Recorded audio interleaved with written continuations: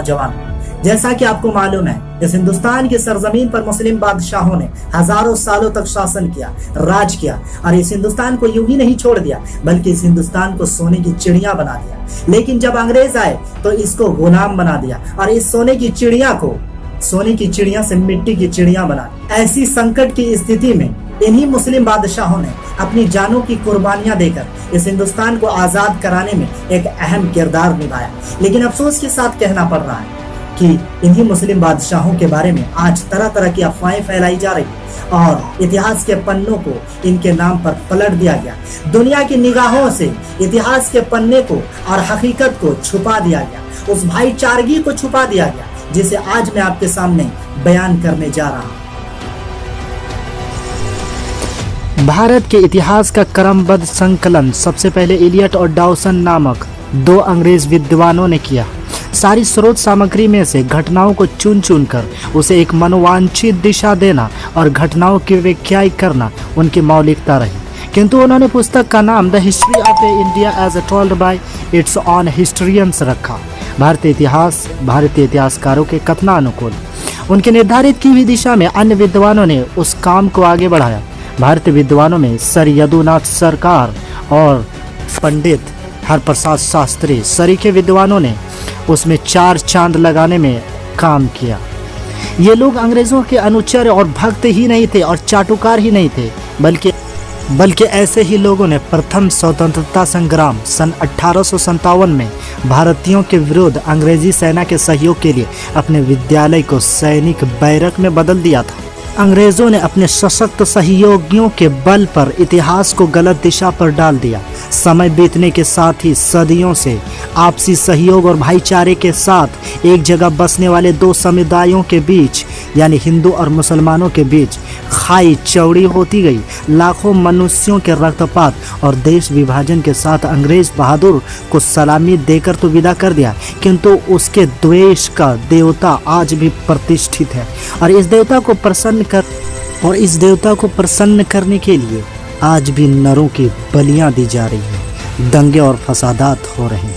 मेरे अजीज साथियों, जिस किताब का हवाला मैं दे रहा हूँ उस किताब का नाम है इतिहास के साथ यह अन्याय और इसका राइटर कोई साधारण व्यक्ति नहीं बल्कि सन 1988 में उड़ीसा के राज्यपाल भी रह चुके हैं। हाँ, सही सुना, 1988 के राज्यपाल डॉक्टर B.N. पांडे ने इस किताब को लिखा। Doctor B.N. पांडे जी का कहना है कि इसी प्रकार जब मैं इलाहाबाद नगर पालिका का चेयरमैन था सन 1948 ईस्वी से सन 1953 ईस्वी तक, तो मेरे सामने एक दाखिल खारिज का एक मामला लाया गया। यह मामला सोमेश्वर नाथ महादेव मंदिर से संबंधित जायदाद के बारे में। Doctor B.N. पांडे जी कहते हैं कि इसी प्रकार जब मैं इलाहाबाद नगर पालिका का चेयरमैन था सन 1948 ईस्वी से 1953 ईस्वी तक, तो मेरे सामने दाखिल खारिज का एक मामला लाया गया। यह मामला सोमेश्वर नाथ महादेव मंदिर से संबंधित जायदाद के बारे में था। मंदिर के महंत की मृत्यु के बाद उस जायदाद के दो दावेदार खड़े हो गए थे। एक दावेदार ने कुछ दस्तावेज दाखिल किए जो उसके खानदान में बहुत दिनों से चले आ रहे थे। इन दस्तावेजों में शहंशाह औरंगजेब के फरमान भी थे। औरंगजेब ने इस मंदिर को जागीर और नकद अनुदान भी दिया था। मैंने सोचा कि यह फरमान जाती होंगे, निजी होंगे। मुझे आश्चर्य हुआ यह जानकर कि कैसे हो सकता है कि औरंगजेब जो मंदिरों को तोड़ने के लिए प्रसिद्ध है, वह एक मंदिर को यह जागीर कैसे दे सकता है। जागीर पूजा और भोग के लिए दी जा रही थी। फिर मैं कोई निर्णय लेने से पहले ही डॉक्टर तेज बहादुर सप्रू से राय लेना उचित समझा। वे अरबी और फारसी के अच्छे जानकार थे। मैंने दस्तावेजों को उनके सामने पेश किया। दस्तावेजों का अध्ययन करने के बाद कहा कि औरंगजेब के ये फरमान बिल्कुल असली हैं, वास्तविक हैं। इसके बाद उन्होंने अपने मुंशी से बनारस के जंगमबाड़ी शिव मंदिर की फाइल लाने को कहा। यह मुकदमा इलाहाबाद हाईकोर्ट में 15 साल से विचाराधीन था। जंगमबाड़ी मंदिर के महंत के पास भी औरंगजेब के कई फरमान थे जिनमें मंदिर को जागीर दी गई थी। Doctor B.N. पांडे जी कहते हैं कि मैंने भारत के विभिन्न मंदिरों के महंतों के पास पत्र भेजकर उनसे निवेदन किया कि यदि उनके पास औरंगजेब के कुछ फरमान हों जिनमें उन मंदिरों को जागीर दी गई हो, तो कृपया करके उनकी फोटो स्टेट कापियां मेरे पास भेज दें। अब मेरे सामने एक और आश्चर्य की बात आई कि उज्जैन के महाकालेश्वर मंदिर, त्रिकुट के बालाजी मंदिर, गुवाहाटी के उमानंद मंदिर और संतरुजाई के जैन मंदिर, उत्तर भारत में फैले हुए अन्य प्रमुख मंदिरों एवं गुरुद्वारों से संबंधित जागीरों के लिए औरंगजेब के फरमाने की नकलें मुझे प्राप्त हुई। ये फरमान 1065 हिजरी से 1091 हिजरी अर्थात 1685 ईस्वी के बीच जारी किए गए थे। औरंगजेब पर हिंदू दुश्मनी के आरोप के संबंध में जिस फरमान को सबसे ज्यादा उछाला गया है वह है फरमाने बनारस। यह फरमान बनारस से मोहल्ला गौरी के एक ब्राह्मण परिवार से संबंधित है। सन 1905 ईस्वी में इसे गोपी उपाध्याय के नवासे मंगल पांडे ने सिटी मजिस्ट्रेट के समक्ष पेश किया था। इसे पहली बार एशियाटिक सोसाइटी बंगाल के जर्नल पत्रिका ने सन 1911 ईस्वी में प्रकाशित किया था। फलस्वरूप रिसर्च करने वालों का ध्यान इधर गया। तब से इतिहासकार प्राय इसका हवाला देते आ रहे हैं और उसके आधार पर औरंगजेब पर आरोप लगाते हैं कि वह हिंदू मंदिरों के निर्माण पर प्रतिबंध लगा दिया था, जबकि इस फरमान का वास्तविक महत्व उसकी निगाहों से ओझल रह जाता है। यह लिखित फरमान औरंगजेब ने 15 जमादुल अव्वल 1065 हिजरी 10 मार्च 1659 ईस्वी को बनारस के स्थानीय अधिकारी के नाम भेजा था, जो एक ब्राह्मण की शिकायत के सिलसिले में जारी किया गया था। वह ब्राह्मण एक मंदिर का महंत था और कुछ लोग उसे परेशान कर रहे थे। फरमान में यह कहा गया है, औरंगजेब कहते हैं कि अबुल हसन को हमारी शाही उदारता का ख्याल रहते हुए यह जानना चाहिए कि हमारी स्वाभाविक दयालुता और प्राकृतिक न्याय के अनुसार हमारा सारा अंतक संघर्ष न्यायप्रिय इरादों का उद्देश्य जन कल्याण को बढ़ावा देना है और प्रत्येक उच्च एवं निम्न वर्गों के हालात को बेहतर बनाना है। अपने पवित्र कानून के अनुसार हमने फैसला किया है कि प्राचीन मंदिरों को तबाह और बर्बाद ना किया जाए, अलबत्ता नए मंदिर न बनाए जाएं। हमारे इस न्याय पर आधारित काल में हमारे प्रतिष्ठित एवं पवित्र दरबार में यह सूचना पहुंची है कि कुछ लोग और उसके आसपास के हिंदू नागरिकों और मंदिरों के ब्राह्मण पुरोहितों को परेशान कर रहे हैं तथा उनके मामले में दखल दे रहे हैं, जबकि ये प्राचीन मंदिर उन्हीं की देखरेख में है। इसके अतिरिक्त वे चाहते हैं कि इन ब्राह्मणों को इनके पुराने पदों से हटा दे। यह दखल अंदाजी इस समुदाय के लिए परेशानी का कारण, इसलिए हमारा यह फरमान है कि हमारा शाही हुक्म पहुंचते ही तुम हिदायत जारी कर दो, कोई भी व्यक्ति किसी भी गैर कानूनी रूप से दखल अंदाजी ना करे और ना उन स्थानों के ब्राह्मणों एवं हिंदू नागरिकों को परेशान करे, ताकि पहले की तरह उनका कब्जा बरकरार रहे और पूरे मनोयोग से वे हमारे इष्ट प्रदत्त सल्तनत के लिए प्रार्थना करते रहें।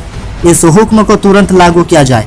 इस फरमान से बिल्कुल स्पष्ट और साफ जाहिर हो जाता है कि औरंगजेब के नए मंदिरों के निर्माण के विरुद्ध कोई नया हुक्म जारी नहीं किया गया था, बल्कि उसे केवल पहले ही चले आ रही परंपरा का हवाला दिया था। उस परंपरा की पाबंदी पर जोर दिया। बहरहाल यह अपने जैसा केवल एक ही फरमान नहीं है, बल्कि बनारस में ही एक और फरमान मिलता है जिससे साफ जाहिर होता है कि औरंगजेब वास्तव में चाहता था कि हिंदू सुख शांति के साथ जीवन व्यतीत कर सकें। यह फरमान इस प्रकार है। रामनगर बनारस के महाराजा धीराज राजा राम सिंह ने हमारे दरबार में अर्जी पेश की है कि उनके पिता ने गंगा नदी के किनारे अपने धार्मिक गुरु भगवत गोसाई के निवास के लिए एक मकान बनवाया था। अब कुछ लोग गोसाई को परेशान कर रहे हैं, अतः यह शाही फरमान जारी किया जाता है कि इस फरमान के पहुंचते ही सभी वर्तमान एवं आने वाले अधिकारी इस बात का पूरा ध्यान रखें कि कोई भी व्यक्ति गोसाई को परेशान एवं डरा धमका ना सके और ना उनके मामले में हस्तक्षेप करें, ताकि वे पूरे मनोयोग के साथ हमारे इस प्रदत्त सल्तनत के लिए अस्थायित्व के लिए प्रार्थना करते रहें। तारीख 17 रबी उस्सानी 1091 हिजरी। इन फरमानों में से एक जंगम लोगों यानी शैव संप्रदाय के एक मत के लोग की ओर से एक मुसलमान नागरिक नजीर बेग के विरुद्ध शिकायत के सिलसिले में है। यह मामला औरंगजेब के दरबार में लाया गया, जिस पर शाही हुक्म दिया गया था कि बनारस सूबा इलाहाबाद के अफसरों को सूचित किया जाता है कि परगना बनारस के नागरिकों अर्जुन मल्ल और जगमियों ने शिकायत की है कि बनारस के एक नागरिक नजीर बेग ने कस्बा बनारस में उसकी 5 हवेलियों पर कब्जा कर लिया है। उन्हें हुक्म दिया जाता है कि यह शिकायत सच्ची पाई जाए और जायदाद की मिल्कियत का अधिकार प्रमाणित हो जाए तो नजीर बेग को उनकी हवेलियों में दाखिल नहीं होने दिया जाएगा, ताकि जंगमियों को भविष्य में अपनी शिकायत दूर करवाने के लिए हमारे दरबार में न आना पड़े। औरंगजेब। इस फरमान पर 11 शाबान 13 जुलूस 1672 ईस्वी की तारीख दर्ज की गई है। इसी मठ के पास मौजूद एक दूसरे फरमान में, जिस पर पहली रबीउल अव्वल 1978 हिजरी की तारीख दर्ज है, यह उल्लेख कि जमीन का कब्जा जंगमियों को यानी शैव संप्रदाय के लोगों को दे दिया गया है। फरमान में है, औरंगजेब का फरमान है कि परगना हवेली बनारस के सभी वर्तमान और भावी जागीरदारों एवं करोड़ियों को सूचित किया जाता है कि शहंशाह के हुक्म से 178 बीघा जमीन जंगमियों यानी शैव संप्रदाय के लोगों को दे दी गई है। पुराने अफसरों ने इसकी पुष्टि की थी और उस समय के परगना के मालिक की मोहर के साथ सबूत पेश किया गया है। जमीन पर उन्हीं का हक, और साथ में यह भी कह दिया गया कि किसी भी प्रकार की दखल अंदाजी न होने दी जाए। औरंगजेब ने एक दूसरे फरमान 1098 हिजरी के द्वारा एक दूसरी हिंदू धार्मिक संस्था को जागीर प्रदान की है। कहा गया कि बनारस में गंगा नदी के किनारे बेनी माधो घाट पर 2 प्लॉट खाली है, एक मरकजी मस्जिद के किनारे रामजीवन गोसाई के घर के सामने और दूसरा उससे पहले। यह प्लॉट बैतुल माल की मिल्कियत है।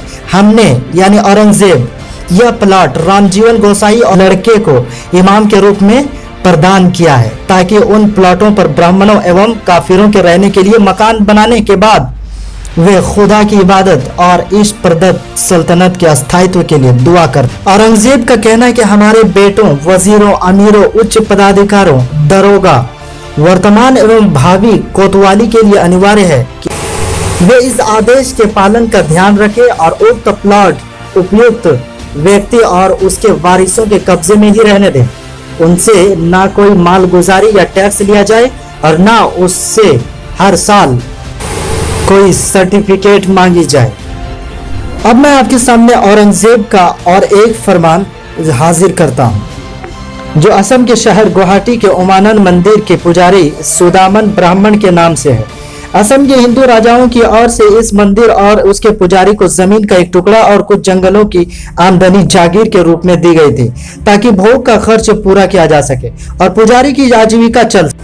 हिंदुओं और उसके धर्म के साथ औरंगजेब की सहिष्णुता और उदारता का और एक जीता जागता प्रमाण यह है कि महाकालेश्वर मंदिर के पुजारी से मिलता है। यह शिव जी के प्रमुख मंदिरों में से एक मंदिर है। यहाँ दिन रात दीप प्रज्वलित रहता है। इसके लिए काफी दिनों से प्रतिदिन 4 सेर घी वहां की सरकार की ओर से उपलब्ध कराया जाता था और पुजारी कहते हैं कि यह सिलसिला मुगल काल में भी जारी रहा। औरंगजेब ने भी इस परंपरा का सम्मान किया था। बेसिकली इतिहासकार इसका उल्लेख बहुत ज्यादा करते हैं कि अहमदाबाद में नागर सेठ के बनवाए हुए चिंतामणि मंदिर को औरंगजेब ने ध्वस्त किया था, लेकिन इसका कारण किसी को नहीं मालूम। हिंदू मुसलमानों के दरमियान नफरतों की दीवार खड़ी करने वाले लोग ये नहीं बताते हैं कि औरंगजेब ने नागर सेठ के बनवाए हुए संतरुजया मंदिर और आबू मंदिरों को काफी बड़ी जागीरें प्रदान की थी। यकीन मानिए ये सवाल बेईमानी नहीं है कि औरंगजेब ने मंदिरों को भी ध्वस्त करने का आदेश दिया था। रही बात विश्वनाथ मंदिर को ध्वस्त करने की, तो इस घटनाक्रम में ये बात बताई जाती है। एक मर्तबे की बात है, औरंगजेब अपने काफिलों के साथ बनारस के विश्वनाथ मंदिर से होकर गुजर रहा था, तो उसके काफिले में शामिल हिंदू राजाओं ने बादशाहों से निवेदन किया कि काफिला एक दिन ठहर जाए और उनकी रानियां बनारस पर जाकर गंगा नदी में स्नान कर लेंगी और विश्वनाथ जी के मंदिर में श्रद्धा सुमन भी अर्पित कर लेंगे। औरंगजेब ने इस आदेश को स्वीकार कर लिया और इस काफिले से 5 मील दूर तक अपने फौजियों के टुकड़ियों को रक्षा के लिए तैनात कर रानियां पालकियों में सवार होकर मंदिर में पूजा करने के लिए चली तो गई, लेकिन वापस आते वक्त एक रानी गायब निकली। काफी जांच पड़ताल के बाद ये बात पता चली कि रानी का बलात्कार हो चुका है। उसी मंदिर के पुजारी ने इस घिनौने काम को अंजाम दिया था। उनके आभूषणों को भी छीन लिया गया था। जब इस बात की खबर औरंगजेब को हुई तो उन्होंने इस मंदिर को नापाक होने की वजह से गिरा देने का आदेश दिया। और इस मंदिर के मूर्तियों को किसी दूसरे स्थान पर स्थापित करने का आदेश दिया। रही बात गोलकुंडा की जामा मस्जिद को ढा देने की, तो वहां के राजा तानाशाह रियासत की मालगुजारी वसूल करने के बाद दिल्ली का हिस्सा नहीं भेजते थे। कुछ ही वर्षों में यह रकम करोड़ों की हो गई। तानाशाह ने यह खजाना एक जगह जमीन में गाड़कर उस पर मस्जिद बनवा दी। जब औरंगजेब को इस बात का पता चला तो उन्होंने इस मस्जिद को गिराने का आदेश दिया और इस तमाम खजाने को निकालकर गरीबों में और जन कल्याण के कामों में खर्च करने का आदेश दिया। तमाम गवाहों और सबूतों और बयानात को मद्देनजर रखते हुए मैं मौलवी उमर अब्दुल्ला इस बात का फैसला सुनाता हूँ कि टीपू सुल्तान और औरंगजेब के बारे में जो भी अफवाहें फैलाई गई वो सरासर गलत है, मनगढ़ंत है और टीपू सुल्तान और औरंगजेब को बाइज्जत बरी किया जाता है।